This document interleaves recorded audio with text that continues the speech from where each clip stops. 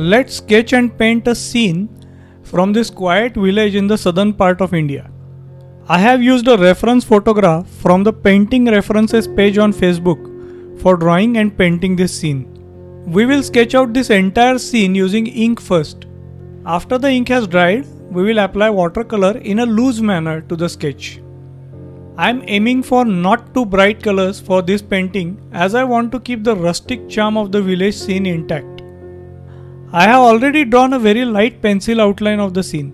I am drawing the final sketch using a dip pen. A dip pen is a very simple contraption. It's a simple wooden handle with a pen-like grip.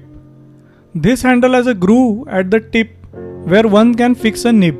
To apply ink, this nib needs to be dipped in the ink and applied. The dip pens are useful in drawing organic lines with a hand-drawn look, and that's why they are my favorites. You may use any ballpoint pen, fountain pen or a technical pen to draw these lines. You will notice that I am varying the width of the lines quite a bit and adding shadows as I am drawing. I am using a single size nib for the entire sketch, partly because I want a loose hand-drawn look for the sketch, but mainly because I have only one dip pen handle and I am too lazy to keep changing the nibs.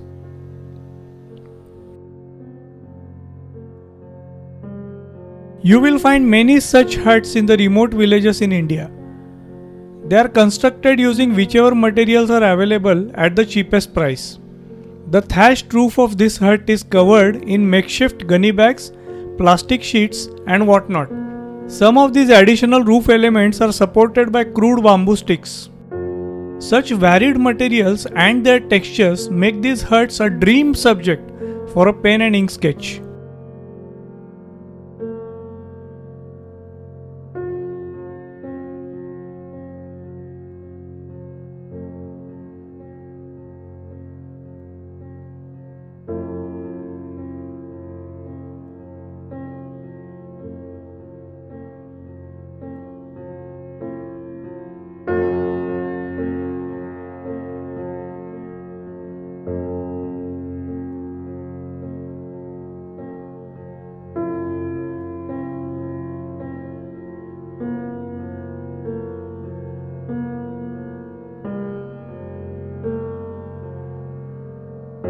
Let's begin drawing the second hut facing the hut we drew earlier.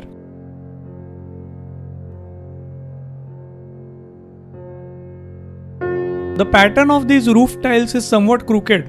Remember that while drawing. We do not want these lines to be absolutely straight.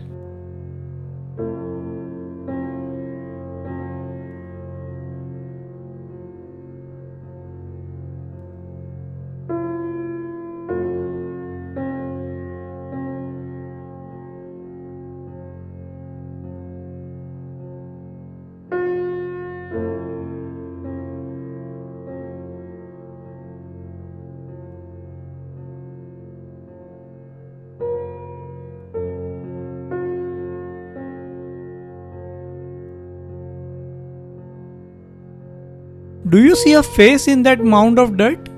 Now that I can objectively watch this video, I can see it, though I hardly noticed it while I was drawing. It looks a bit creepy, isn't it? But let it be.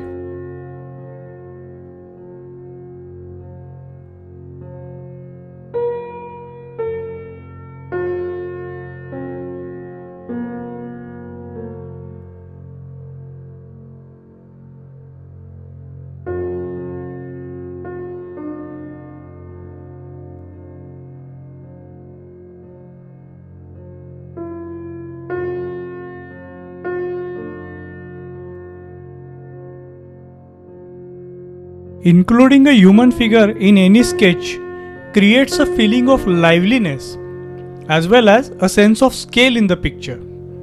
Don't worry if you are not confident about drawing the human figures.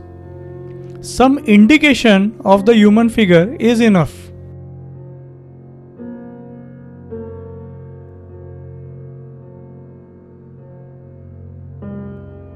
The roof above will have deep shadows underneath it. While darkening this part of the roof, make sure that you do not fill up the entire area of the roof with black, else it will look like just a blob of ink. Instead, leave out some white space as shown so that it will look more believable.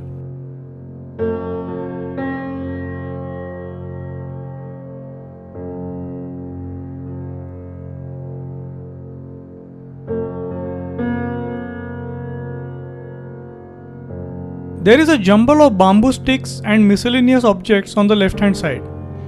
We don't need to show everything in detail. Instead, just draw a few lines as shown here to indicate the chaos. The advice I doled out while shading the underside of the roof holds true for the interior of the hut too. Don't black everything with black ink. Leave out some white spaces.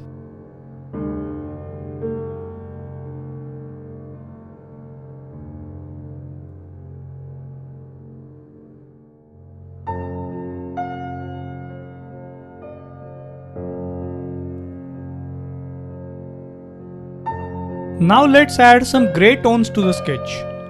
I will use a water brush pen for this. Water brush pen has an inbuilt water reservoir, and pressing the pen lightly causes water to drip from its brush tip. Thus, one can dilute the ink as one paints. I am reusing the ink already present on the paper. This ink is still wet and can be moved around a bit. Observe how applying grey shades to the picture suddenly pops out the lighted and shadows areas very clearly.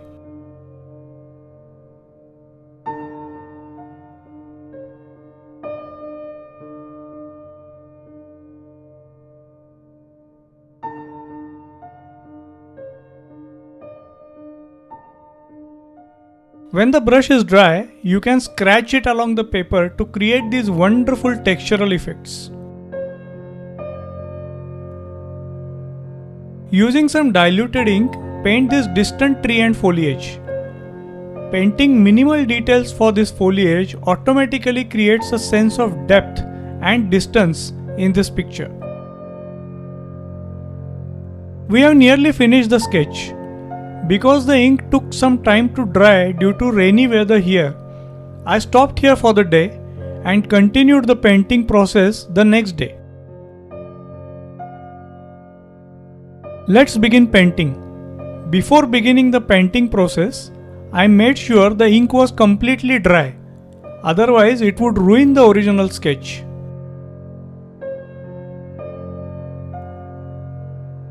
I will be painting this sketch in extremely loose and expressive fashion. I am not worried about keeping the paints within the lines.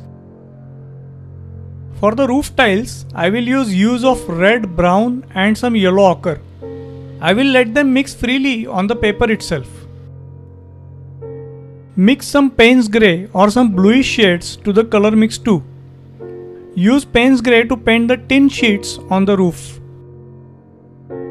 For the blue walls and part of the roof on the right hand side, use a brighter hue of blue like cerulean blue.